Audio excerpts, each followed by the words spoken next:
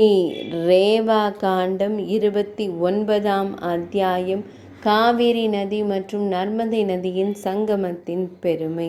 குறிப்பு: காவிரி என்பது நர்மதை நதியின் ஒரு சிறிய துணை நதியாகும். கர்நாடகத்தில் உள்ள புகழ்பெற்ற நதி அல்ல. யக்ஷர்களின் அரச பதவியை அடைந்தது காவிரி மற்றும் நர்மதையின் சங்கமத்தில் புனிதமான மகிமையால் என்று கூறப்படுகிறது. யுதிஷ்டிர மன்னர் கூறினார்: சிறந்தவரே, காவிரி நதி 3 உலகங்களிலும் நன்கு அறியப்பட்டவள். எனினும் மார்க்கண்டேய முனிவரே, அவளுடைய உண்மையான பெருமையை கேட்க விரும்புகிறேன். அந்த நதியை காண்பதற்கான முறை என்ன? இறைவனே, அதை தொடுவதால் கிடைக்கும் பலன் என்ன? முனிவரே, காவிரி நதி சங்கமத்தில் நீராடுதல், ஜபம், தானம் மற்றும் உபவாசம், அதாவது விரதம் ஆகியவற்றால் என்ன பலன் கிடைக்கும்? மிகவும் மதிக்கப்படுபவரை, எடுத்து கூறுங்கள். கேட்கப்பட்ட, காணப்பட்ட, கூறப்பட்ட, செய்யப்பட்ட அல்லது அங்கீகரிக்கப்பட்ட ஒவ்வொரு புனித சடங்கும் ஒருவரை புனிதப்படுத்துகிறது என்று நான் கேள்விப்பட்டிருக்கிறேன். முனிவரே, நர்மதை நதியைப் போலவே ஸ்வர்க்கம் மற்றும் நரகம் விஷயத்திலும் அதுவே உண்மை என்பது வேத வாக்கியமாகும். ஸ்ரீ மார்க்கண்டேய முனிவர் கூறினார்: மிக மிக நன்று. மிகவும் மதிக்கப்படுபவரே, நீங்கள் என்னிடம் கேட்டதால் காவிரி நதியின் சிறந்த பலனை நான் தங்களுக்கு கூறுகிறேன், கேளுங்கள். குபேரன் என்ற பெயரில் நன்கு அறியப்பட்ட மிகுந்த உள்ளார்ந்த வலிமை கொண்ட ஒரு யக்ஷன் இருந்தார்.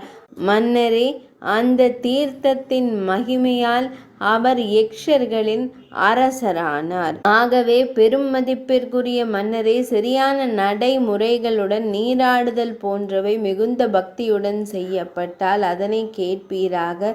காவிரி நதி சங்கமத்தில் நீராடியதால் கிடைத்த புண்ணியத்தின் மூலம் அவர் சித்தியை அடைந்தார். உலகில் நன்கு அறியப்பட்ட காவிரி மற்றும் நர்மதை நதியின் சங்கமத்தில் உண்மையில் வீரமிக்கவனான குபேரன் தனது புனித நீராடி தூய்மையடைந்தான். மனிதர்களில் சிறந்தவரே, அவன் புனித நூல்களின் கட்டளைகளின் அடிப்படையில் அனைத்து கட்டுப்பாடுகளையும் மற்றும் அறிவுறுத்தல்களையும் முறையாக கடைபிடித்தான்.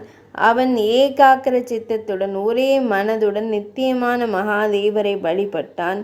அவன் 1 மாதம் 1 நாளைக்கு 1 வேளை உணவு உட்கொண்டு கழித்தான். பிறகு அவன் 6ஆம் நாளில் மட்டும் உணவு உட்கொண்டு சிறிது காலம் கழித்தான்.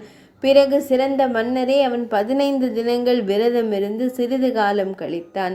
அறிவாளியான அவன் அதன் பிறகு கிழங்குகள், கீரைகள் மற்றும் பழங்களை மட்டும் உட்கொண்டு சிறிது காலம் கழித்தான். பிறகு சிறிது காலம் அவன் தீர்த்தத்தில் பாசியை உணவாக உட்கொண்டு தங்கினான். மதிப்பிற்குரியவரே, அவன் பார்க்க மற்றும் கிருச்சிர எனப்படும் பிராயச்சித்தங்களை அனுசரித்து சிறிது காலம் கழித்தான். பிறகு அவன் சந்திராயன விரதத்தை அனுசரித்து சிறிது காலம், பின்னர் காற்றையும் நீரையும் உணவாக கொண்டு சிறிது காலமும் கழித்தான். இவ்வாறு மனிதர்களில் சிறந்தவரே, ஆசையும் பற்றையும் துறந்து அவன் தன் உடலை துன்புறுத்தி மெலிவடைய செய்து 100 ஆண்டுகளுக்கும் மேலாக அங்கே தங்கினான். 100 ஆண்டுகளின் முடிவில் தேவர்களின் தலைவனான மகேஸ்வரன் அவனது மிகுந்த பக்தியால் மகிழ்ந்து அவனை கண்டு புன்னகையுடன் கூறினார்: மிகுந்த வலிமையும் சிறந்த புண்ணிய செயல்களும் கொண்ட யக்ஷனே, ஒரு வரத்தை கேட்பாய். உன் பக்தியால் நான் மகிழ்ந்துள்ளேன். நீ விரும்புவதை நான் உனக்கு அருள்கிறேன். யக்ஷன் கூறினான்: உமாதேவியுடன் கூடிய தேவர்களின் தலைவரான சங்கரனாரே, தாங்கள் மகிழ்ந்தால் இன்று முதல் நான் உங்களின் மீது பக்தி செலுத்தி எந்த மாற்றமும் குறைவுமின்றி முடிவில்லாமல் அனைத்து யக்ஷர்களுக்கும் தலைவனாக இருக்க வேண்டும். பரமேஸ்வரரே, எனக்கு நீதியான செயல்களில் நாட்டத்தை அருளுங்கள். ஈஸ்வரனார் கூறினார்: நீ கேட்டது உன் சொந்த புண்ணியத்தின் பலனாகும். அதுவே அருளப்படுகிறது. இப்படி கூறிவிட்டு ஹரனார் மறைந்தார். அவனும் சாஸ்திரங்களின்படி புனித நீராடினான். அவன் பித்ருக்களையும் தேவர்களையும் திருப்திப்படுத்தினான். தீர்த்தத்திலிருந்து விடை பெற்று தன் விருப்பங்கள் நிறைவேறிய நிலையில் இல்லம் திரும்பினான். யக்ஷர்களால் மதிக்கப்பட்டு அவன் சாஸ்திரங்களின்படி முடிசூட்டப்பட்டான். அவன் பரந்த சிறந்த ராஜ்யத்தை ஆட்சி செய்தான். பாவமற்றவரே, அங்கே வேறு பல தேவர்கள், சித்தர்கள், யக்ஷர்கள், கந்தர்வர்கள், கிண்ணறர்கள், தேவகன்னியர் குழுக்கள் மற்றும் முனிவர்கள் ஆன்மீக பரிபூரணத்தை அடைந்துள்ளனர். எனவே காவிரி நதியின் சங்கமம் அனைத்து பாவங்களையும் அளிக்கும் என்பதை அவர்கள் அறிவார்கள். அது அனைத்து ஸ்வர்க்க லோகங்களுக்கும் செல்லும் நுழைவாயில். யுதிஷ்டிர மன்னரே, காவிரி சங்கமத்தில் மக்கள் புனித நீராடி எள் விதைகளுடன் தர்ப்பணம் செய்தால் அவர்கள் ஆசிர்வதிக்கப்படுகிறார்கள். அவர்கள் உன்னதமான ஆன்மா கொண்டவர்கள். மேலும் அவர்கள் தங்கள் வாழ்க்கையை சிறப்பாக வாழ்ந்தவர்கள். அன்பானவரே, அந்த பக்தனின் தாய்வழி மற்றும் தந்தை வழி பரம்பரையில் உள்ள முந்தைய 10 தலைமுறையினரும் பிந்தைய 10 தலைமுறையினரும் அவனால் நரக கடலிலிருந்து மீட்கப்படுகிறார்கள். எனவே ஒருவன் அங்கு புனித நீராட எல்லா முயற்சிகளையும் செய்ய வேண்டும். அவன் நித்திய நிலையை, அதாவது மோட்சத்தை நாடினால் ஈஸ்வரனாரை வழிபட வேண்டும். மன்னா, மனிதர்களால் பக்தியுடன் செய்யப்படும் நீராடல், தானம் மற்றும் அர்ச்சனை வழிபாடு ஆகியவை சிறந்த பலன்களை தருகின்றன. மனிதர்களில் சிறந்தவரே, அது அஸ்வமேத யாகத்தை விட அதிக பலனை தருகிறது. ஹோமத்தின் மூலம் நித்திய ஸ்வர்க்க இன்பம் கிடைக்கிறது. ஜபத்தால் ஆயுள் நீட்டிக்கப்படுகிறது. தியானத்தால் சிவகலையால் சிறப்பிக்கப்பட்ட நித்திய உலகத்தை அடைகிறான். மனிதர்களில் சிறந்தவரே, அந்த தீர்த்தத்தில் தீயில் பிரவேசிப்பவன் எல்லா உயிரினங்களும் அழியும் வரை அக்னி லோகத்தில் வசிப்பான். மனிதர்களில் சிறந்தவரே, அந்த தீர்த்தத்தில் விரத அனுஷ்டானத்தை கடைபிடிக்கும் ஒருவனின் புண்ணிய பலனை கேட்பீராக. அவன் சூரியனை போன்றதும் கந்தர்வர்கள் மற்றும் அப்சர பெண்களால் நிறைந்ததுமான ஒரு ஆகாய விமானத்தில் தேவர்களுடன் மகிழ்வான். சிறந்த பெண்களால் அவனுக்கு விசிறி வீசப்படும். 60,000 ஆண்டுகளும் 60-100 ஆண்டுகளும் அவன் ருத்ரலோகத்தில் தங்கி விளையாடுகிறான். இறுதியில் அவன் பூமிக்கு வந்து எல்லா இன்பங்களும் அனுபவித்து தாராளமான தானங்களில் ஈடுபட்டு ஒரு மன்னனாக பிறக்கிறான். துன்பத்திலிருந்தும் துயரத்திலிருந்தும் விடுபட்டு அவன் 100 ஆண்டுகள் வாழ்வான். மன்னனே, காவேரி நதிக்கு இந்த நற்குணங்கள் அனைத்தும் உண்டு. அவள் நர்மதையின் சங்கமத்தில் 3 உலகங்களிலும் நன்கு அறியப்பட்டவள். காவிரி நதியின் சங்கமத்தில் தங்கள் சொல், உடல் மற்றும் மனதை கட்டுப்படுத்தியவர்களும் தியானிக்க தகுந்த ஒருவரை தியானிப்பவர்களும் கூட முக்தியை அடைவார்கள். அன்பானவனே, கேட்பாய். சிறந்த மன்னனே, நான் மற்றொரு அற்புத விஷயத்தை கூறுகிறேன். 3 உலகங்களிலும் இந்த நதிக்கு இணையாக வேறு எந்த நதி இருக்கிறது? நர்மதையை அடைந்தவர்களும் அவளை வலம் வருபவர்களும் அவளது நீரை அருந்துபவர்களும் புண்ணியம் செய்தவர்கள் என்பதில் ஐயமில்லை.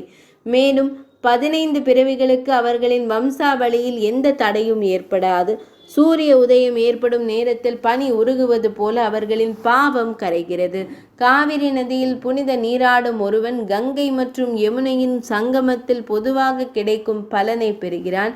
செவ்வாய்க்கிழமை சதுர்த்தசி திதியுடன் கூடும்போது, வியாதி பீத யோகத்தின் போதும், சூரியன் ஒரு ராசியிலிருந்து மற்றொரு ராசிக்கு மாறும் போதும், ராகுவும் சந்திரனும் சேரும் போதும், சந்திர கிரகணம் நிகழும் போதும் இது 8 மடங்கு அதிக பலன் தருவதாக கூறப்படுகிறது.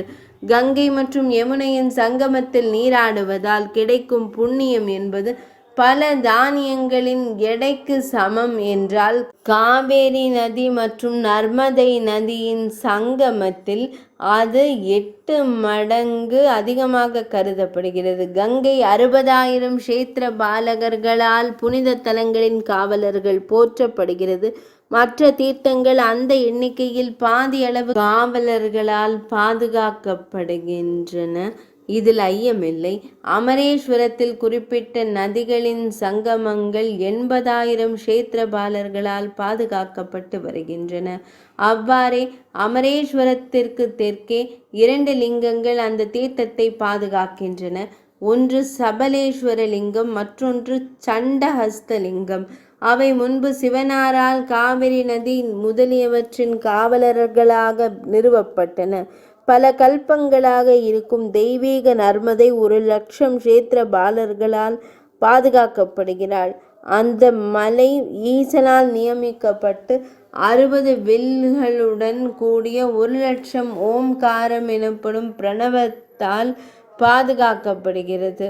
மற்ற இடங்களில் அமரச் செய்யப்படலாம். மற்ற இடங்களில் செய்யப்பட்ட பாவம் இந்த புனித தலத்தில் அழிகிறது. இந்த தீர்த்தத்தில் செய்யப்பட்ட பாவம் என்றென்றும் நிலைத்து விடுகிறது.